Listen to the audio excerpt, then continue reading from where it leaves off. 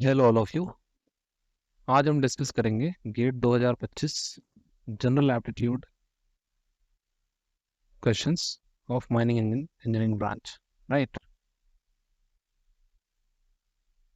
Let's quickly come to first question. जो पहला सवाल है हम इस पर आते हैं। पहला सवाल ये है कि if arrow this arrow denotes increasing order of intensity then the meaning of the words drizzle, rain, downpour is analogous to blank, quarrel, feud. Which one of the given option is appropriate to fill the blank? Right. तो सवाल हमसे ये पूछा गया है कि ये तीन शब्दों का समूह है, ड्रिजल, रेन और डाउनपोर, और ये इंटेंसिटी को इंक्रीज कर रहा है, उस वर्ड की, उस मीनिंग की इंटेंसिटी को इंक्रीज कर रहा है। तो ये जो एक एनालॉगस बॉक्स हमें दिया है, ब्लैंक, क्वेरल और फ्यूड, इसमें उस ब्लैंक में हम इन चार ऑप्शंस में से कौन सा वर्ड यूज करें कि वो सिमिलर हो।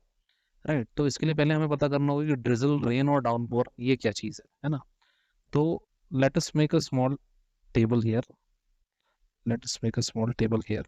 राइट, टेबल सा बना लेते हैं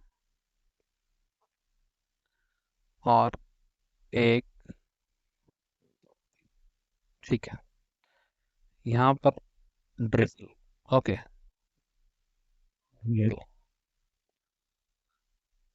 rain, down four. Right, drizzle का मतलब होता है हल्की हल्की बूंदाबांदी, सिंपल सी बूंदाबांदी। रेन का मतलब होता है बारिश, और डाउनपोर का मतलब होता है तेज बारिश, तेज बारिश। राइट, तो आप देख रहे हैं कि इसमें धीरे धीरे बारिश की इंटेंसिटी, पानी गिरने की इंटेंसिटी बढ़ रही है। सिमिलरली यहाँ पर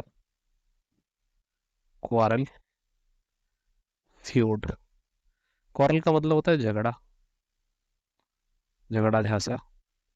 फ्यूड का मतलब होता है विवाद या फसाद, विवाद या फसाद, यानी ये इससे ज्यादा बड़ा झगड़ा है। यहाँ जो वर्ड आएगा वो झगड़े से सिमिलर वर्ड होना चाहिए, सिनोनिम होना चाहिए। तो फर्स्ट ऑप्शन को थोड़ी देर के लिए अगर हम छोड़ दें तो बॉग, यहाँ पे जो वर्ड दिया है इसका मतलब होता है सॉफ्ट ग्राउंड या दलदली जमीन, दलदली जमीन। डिथर, ये डिथर का मतलब होता है शर्माना, हेजिटेट करना, डिसाइड नहीं कर पाना, अनडिसाइडिंग। डॉज यानी किसी चीज को अवॉइड करना, बॉक्सिंग में भी हम डॉज करते हैं, डॉज का मतलब हम पंच को अवॉइड करते हैं। बिक्र जो होता है इसका मतलब होता है आर्ग्यूमेंट, आर्ग्यूमेंट, छोटा मोटा आर्ग्यूमेंट। तो इस सवाल का करेक्ट जवाब होगा बिक्र। राइट, चलिए नेक्स्ट सवाल देखते हैं। नाउ नेक्स्ट क्वेश्चन है कि दो स्टेटमेंट हमें दिए हुए हैं। पहला स्टेटमेंट है all heroes are winners, and second is all winners are lucky people. Inferences कुछ दिए हुए हैं कि all lucky people are heroes, some lucky people are heroes, some winner are heroes. Which of the following inference can be logically deducted from statement one and statement two. तो ये बहुत ही simple reasoning का सवाल है। पहली चीज हमें कहा गई है कि yeah, here let's make a fresh diagram just to make it clear. Let's make a box. Okay, this box consists of first heroes, right? All heroes are inside this box. This is a hero, this is a hero, this one is a hero. Now another box is of winners, and this is a winner, this is a winner. One winner may be here, one winner may be here, one winner may be here, and then this box represents lucky peoples. So this is a lucky people, this is a lucky people, this is a lucky people, this is a lucky people, this one is also lucky. Now from this box, all lucky people are heroes, so we can see that no, some lucky people are outside this hero box, so this is incorrect, right? ये वाला जो option है incorrect है। अब some lucky people are heroes, so yeah, obviously some lucky people fall into this hero box. Some winners are heroes, so you can see that some winners are also falling in this heroes box, right? So this statement is also correct. So 2 and 3 is correct. So only 2 and 3, option B is the right answer. Okay, let us move to next question. Okay, a student was supposed to multiply a positive real number p, एक positive real number p with another positive real number q. तो एक student था जिसे P और Q दो positive real number हैं, उन्हें multiply करना था। Instead the student divided P by Q, लेकिन स्टूडेंट ने क्या किया गलती कि उसने मल्टीप्लाई करने की जगह उसे डिवाइड कर दिया दो नंबरों को। If the percentage error to the student answer is 80%, the value of Q is. तो इस सवाल को दो तीन तरीके से बनाया जा सकता है। पहले देखिए करेक्ट मेथड क्या थी, करेक्ट चीज़ क्या करनी थी, उस करेक्ट चीज़ करनी थी कि P को मल्टीप्लाई करना था Q से। इनकरेक्ट चीज़ उसने क्या की, P को डिवाइड कर दिया Q से। परसेंटेज एरर का फॉर्मूला है correct minus incorrect divided by correct, right. तो अगर हम इस फॉर्मूला में वैल्यूज पुट करें और आंसर लाने की कोशिश करें तो 80/100 is equals to PQ minus P/Q divided by PQ। This implies कि 8 zeros 0 cancel, 2 4s are 8, 2 5s are 10, right? 4/5. So 4/5 is equals to PQ से PQ कट जाएगा, 1 minus P/Q into 1 upon PQ। इसे ऐसे लिख सकते हैं, P से P will got cancel। So यहाँ आगे मैं सॉल्व कर लेता हूँ। आगे यहाँ देखें 4/5 is equals to 1 upon Q square, sorry 1 minus 1 upon Q square। This implies कि 1 upon Q square is equals to 1 minus 4/5, that is equals to 5 minus 4। हम एलसीएम लेंगे तो will have 1 upon 5 is equals to 1 upon Q square, right? Therefore Q square is equals to 5, so Q is equals to √5। Q is equals to √5। So the answer of this question जो होगा, इस question का सही answer होगा √5 होगा। Now अगर हम देखें थोड़ा गौर से इस सवाल, ये इसकी लेंदी प्रोसेस थी इस सवाल को बनाने की। अगर हम थोड़ा और आसान तरीके से सोचना चाहते हैं इस सवाल को, तो हम थोड़े माइनर चेंजेस करके इस सवाल को और इजीली बना सकते थे, right. This question can be solve a little bit easier. कैसे, अब हम देखते हैं। देखिए करेक्ट चीज थी कि P को मल्टीप्लाई करना था Q से। इनकरेक्ट चीज थी कि जो स्टूडेंट ने किया वो था P/Q।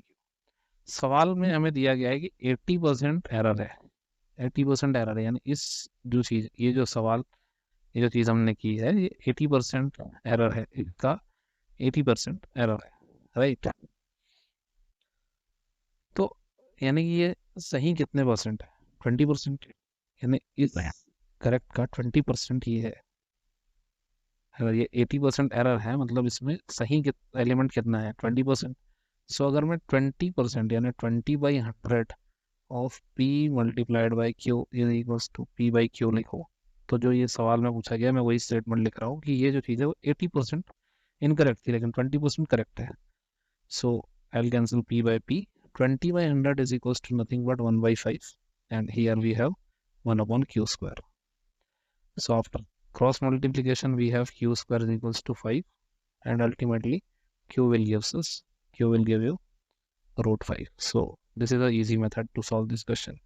सवाल को इजीली किया जा सकता था, राइट। आई होप आपको समझ में आया होगा। नेक्स्ट क्वेश्चन की ओर चलते हैं। ओके, सो नेक्स्ट क्वेश्चन है, if the sum of first 20 consecutive positive odd numbers is divided by 20 square, the result is। तो ये सिंपल अरिथमेटिक प्रोग्रेशन का क्वेश्चन है। Positive odd number starts from 1, तो 1, 3 भी एक ऑड नंबर है, 5, 7 and so on, right. 20 term, 20वीं term जो भी आएगी। तो इसे दो तीन तरीके से हम बना सकते हैं। पहले जैसे कि मैं बताता हूँ, जो इसका एक्चुअल टेक्स्ट बुक तरीका है वो है कि हम सम ऑफ n टर्म्स का फॉर्मूला लाना है। सम ऑफ n टर्म्स का जो फॉर्मूला है वो है n/2 bracket 2a plus n-1 into D. ये सम ऑफ n टर्म्स का फॉर्मूला है। n यहाँ पे रिप्रेजेंट करता है कि टोटल टर्म्स कितनी है, तो जैसे कि हमसे कहा गया फर्स्ट 20 पॉजिटिव नंबर्स, तो 20 divided by 2 big bracket 2 multiplied by a is nothing but the first number, right?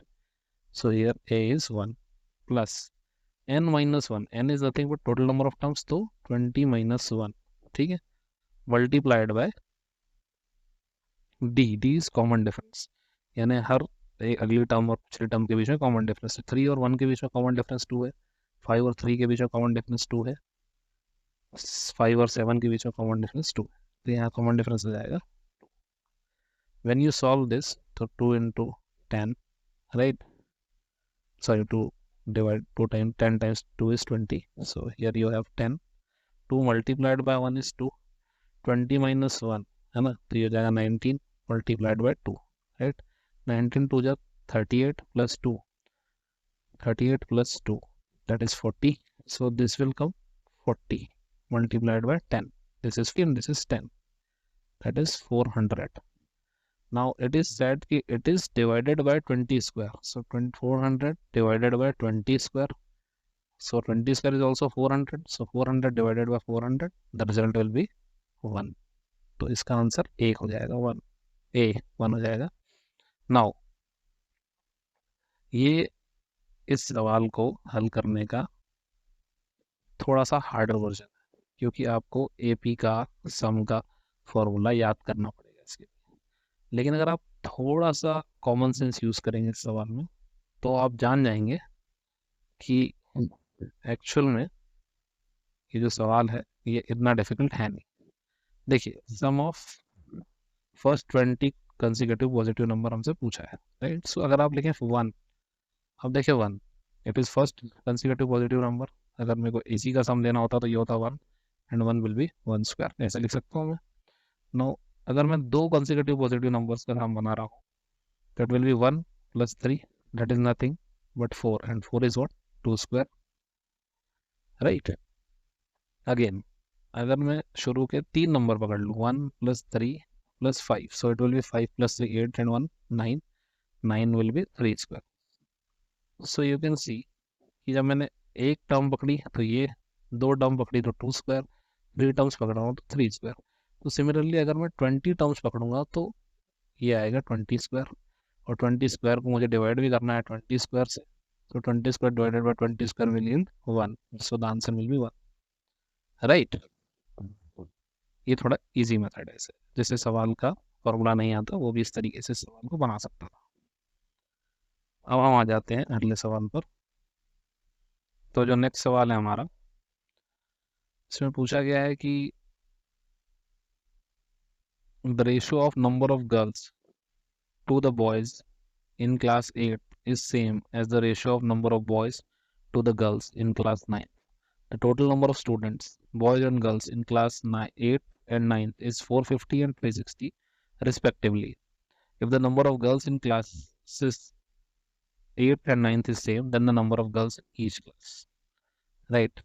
ये सवाल है अभी हमारा। तो इस सवाल को किस तरह से हम सॉल्व करेंगे?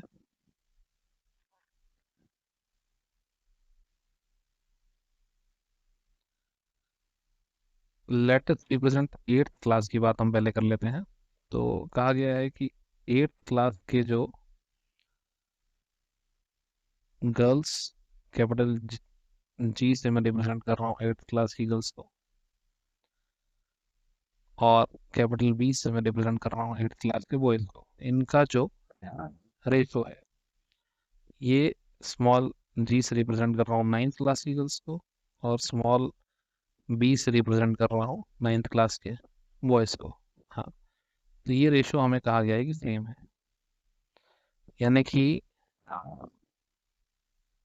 आप देख सकते हैं, सॉरी, बॉयज बाय गर्ल्स का ये थोड़ा सा मिस्टेक हो गया है। Let me just a minute.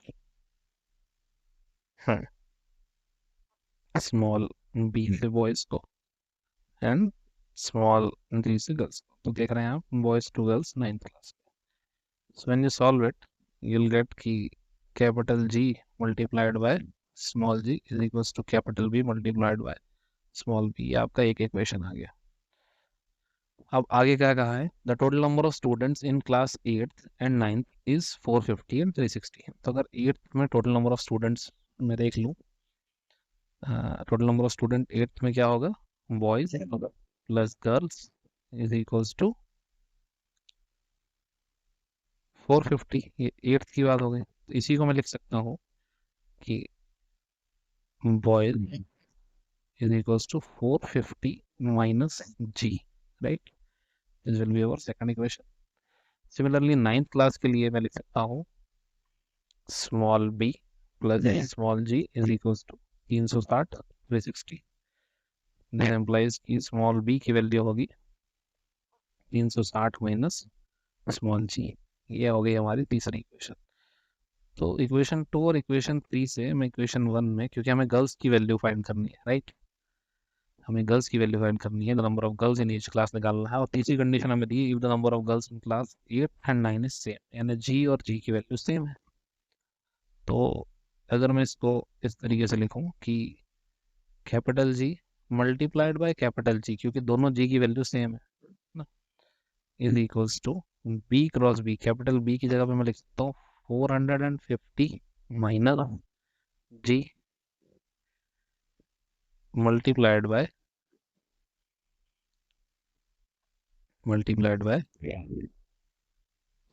360 minus G. यहाँ पे ये वाला जी और ये वाला जी तो सेम। सो अगर हम इसे और सिंप्लीफाई करें तो ये G square is equals to 450 multiplied by 360 minus 450 G minus 360 G plus G square, right. Now this G square and another this g square will get cancel out। तो हमारे पास हो जाएगा 450 plus 360 that is 810 g is equals to 450 multiplied by 360। now this implies कि g is equals to 450 multiplied by 360 divided by 810। 0 से 0 cancel out, 9 4 जा 36, 9 9 जा 81, 9 1 जा 9, 9 5 जा 45, तो 50 मल्टीप्लाइड बाय 4 यानी जी का वैल्यू हो जाएगा 200। So the option B is the correct answer। Clear? I hope कि ये आपको समझ में आया होगा। 1 मार्क्स के क्वेश्चंस कंप्लीट हुए। अब हम नेक्स्ट पार्ट में 2 मार्क्स क्वेश्चन डिस्कस करेंगे। Thank you so much. Have a good day.